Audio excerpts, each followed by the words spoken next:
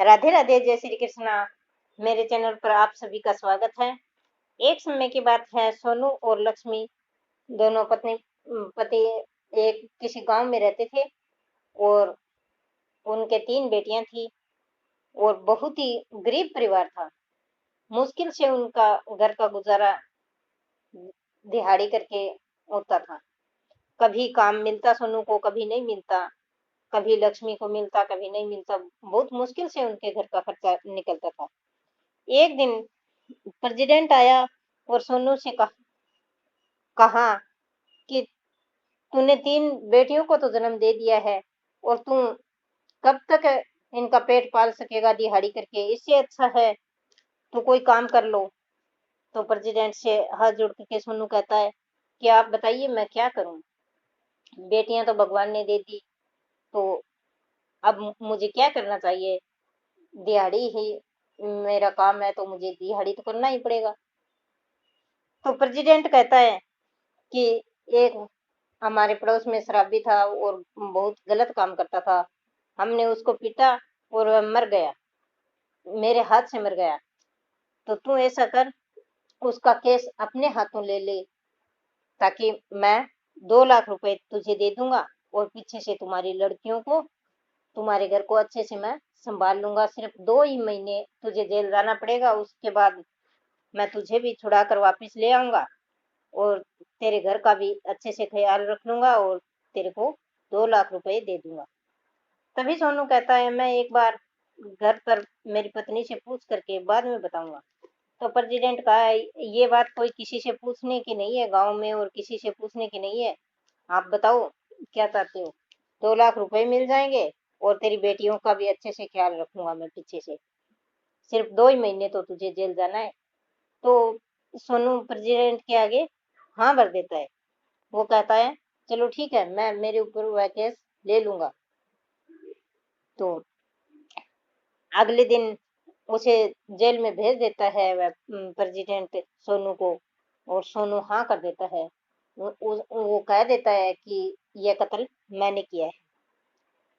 तो काफी दिन हो गए, महीने से ज्यादा समय बीत गया और सोनू घर पर नहीं आया।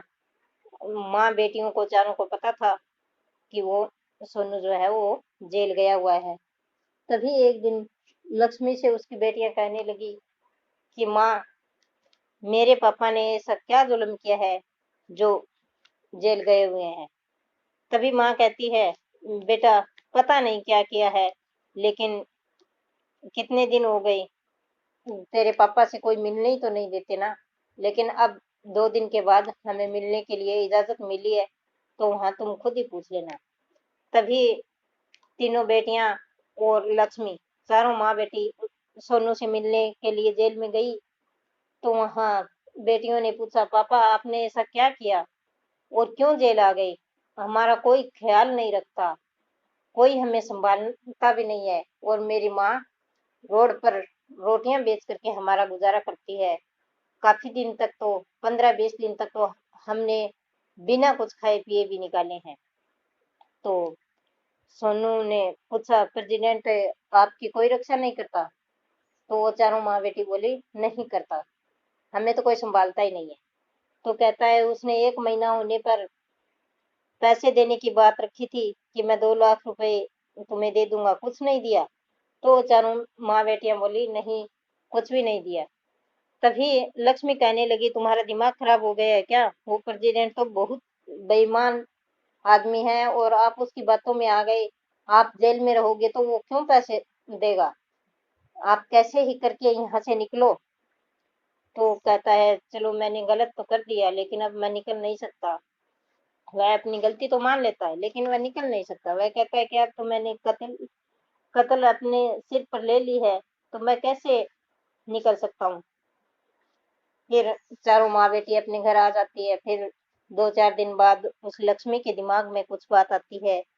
एक नजदीकी कोई पढ़ा लिखा लड़का होता है उनके पड़ोस में, उसके पास जाती है और वह कहती है कि आप हमारे इन बेटियों के पापा को छुड़ाइए। किसी तरह से करके प्रेसिडेंट ने उससे गलत फंसाया है।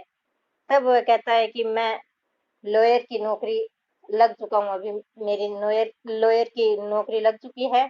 अब मैं जल्दी ही सोनू के लिए केस लड़ूंगा और प्रेसिडेंट को जेल में डालूंगा, सोनू को जेल से बाहर निकालूंगा और उसको प्रेसिडेंट को जरूर सजा दिलाऊंगा। ऐसा कह करके और वह अगले ही दिन जाता है और जा करके जज से कहता है कि साहब, ये प्रेसिडेंट जो है ऐसा इस अदालत के साथ धोखाधड़ी कर रहा है। ये प्रेसिडेंट जो है इसने सोनू को गलत फंसाया है, इसने कोई जुर्म नहीं किया है, जुर्म तो प्रेसिडेंट ने खुद ने किया है और ये सोनू के जुर्म लगाया है, इसने पैसे का लालच दे करके। तभी इस बात को जज मान जाता है और पूरी अदालत भी मान जाती है और प्रेसिडेंट को जेल में फंसाया गया है और सोनू को फिर से बाहर निकाल देते हैं और प्रेसिडेंट के कुछ जुर्माना भी लगाया जाता है। और इस प्रकार किसी के बदले हमें नहीं फंसना चाहिए। इस कहानी से हमें ये शिक्षा मिलती है कि हमें किसी के बदले पैसे के लालच में आकर के कोई गलत काम का जुर्म अपने ऊपर नहीं लेना चाहिए। कोई दूसरा हमें अपने जाल में फंसाए तो उसके जाल में बिना सोचे समझे नहीं फंसना चाहिए। और अगर वीडियो पसंद आई है तो लाइक शेयर सब्सक्राइब जरूर करें और बेल आइकन दबाएं। और धन्यवाद मेरी पूरी कहानी सुनने पर।